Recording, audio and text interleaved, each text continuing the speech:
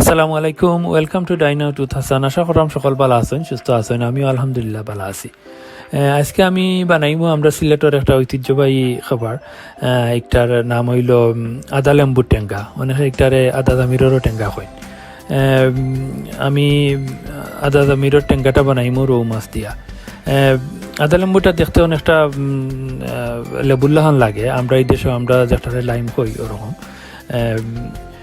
তো আমি যেহেতু আমার কাছে ফ্রেশ নাই, আমি বাঙালি গ্রোসারি শপ তো নিয়ে আনছি এবং আদা লেবুটা অলরেডি কেন খাটা আছে পিস পিস করা।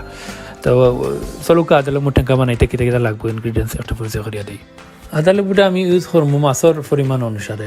মাছ আছে আমার 10 থেকে 12 পিস, সেই হিসাবে আদা লেবু আমি কেন 8 থেকে 10 পিস ইউজ করবো।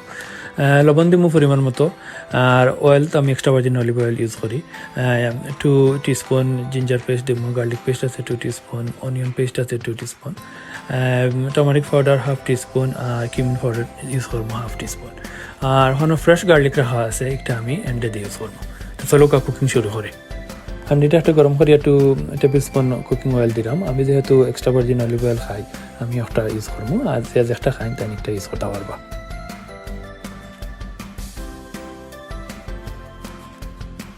এখন এক এক করি আমি যতগুলো মশলা আছে সবগুলো মশলা আমি তেলের মধ্যে দিলাইমু, দিয়ে বালাইলে মিক্স করবো।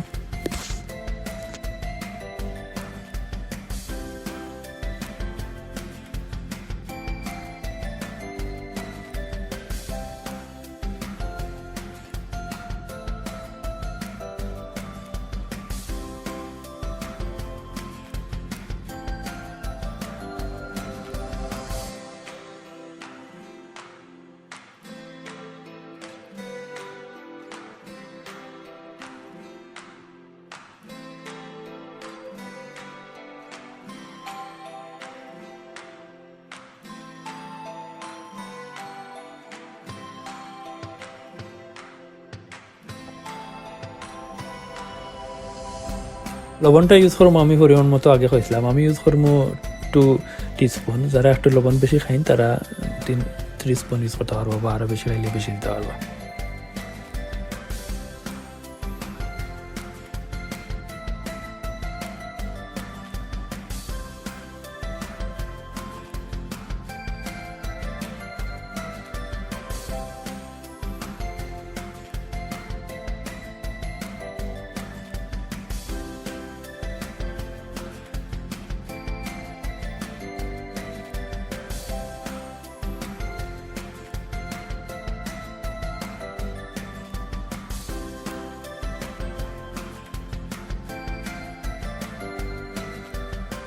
অন্য ওয়াটার আমি ইউজ করবো যাতে মশলাটা না ফুড়ে, এবং ওয়াটার ইউজ করলে মশলাটা মিক্স হইব আরো বালা।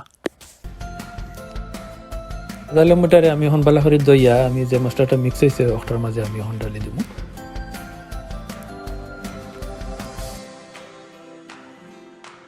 মিক্স করার পরে অ্যাটলিস্ট আমি 2-3 মিনিট জাল খাওয়াইব।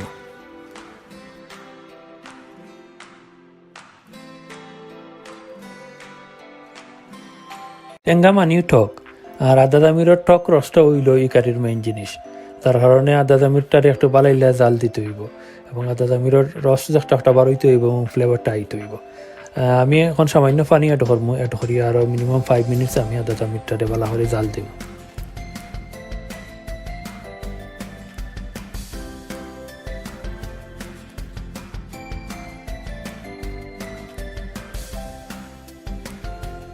ফাইভ মিনিটস জাল খাই লিছে, এখন আমি মাছ যেগুলো আছে মাছগুলো দিলাইম, দিয়া বালাইলে জাল দিম আরও 4 to 5 মিনিটস।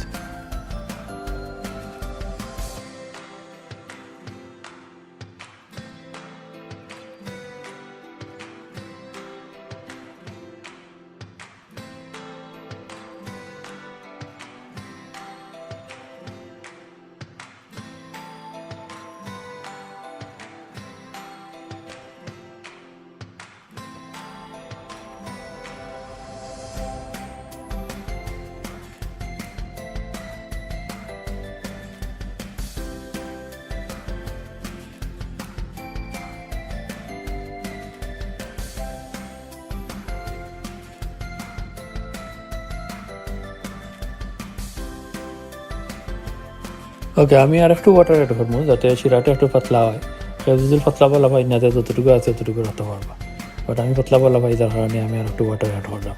অ্যাড করি আরও 5 মিনিট জাল দিব। রেডি হওয়ার আর এই সময়ের মাঝে আমি আগে যে গার্লিক যেগুলো রাখছিলাম আমি গার্লিকটার একটা ফানোর মাঝে ফ্রাই করবো, এবং গার্লিকটা আমি যত সময় ধরে গোল্ডেন ব্রাউন কালার আইছে না ততক্ষণ আমি ফ্রাই করবো।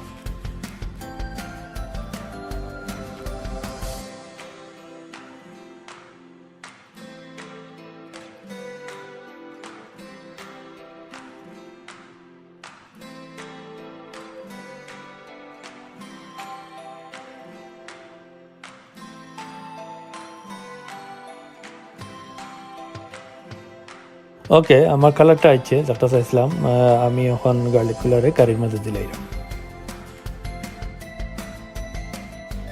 এখন সামান্য ধনিয়া দিব, ধনিয়া দিয়া আমি 2 মিনিট জাল হয় কারিটারে।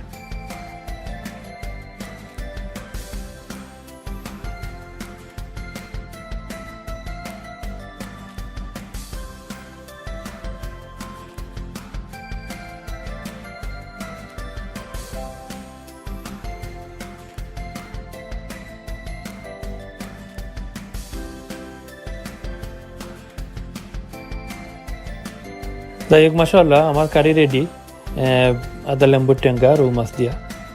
এখন আমি চেক করবো লবণটা লাগছে নি, তারপরে আমার কারিটা আমি লাগাই দিব।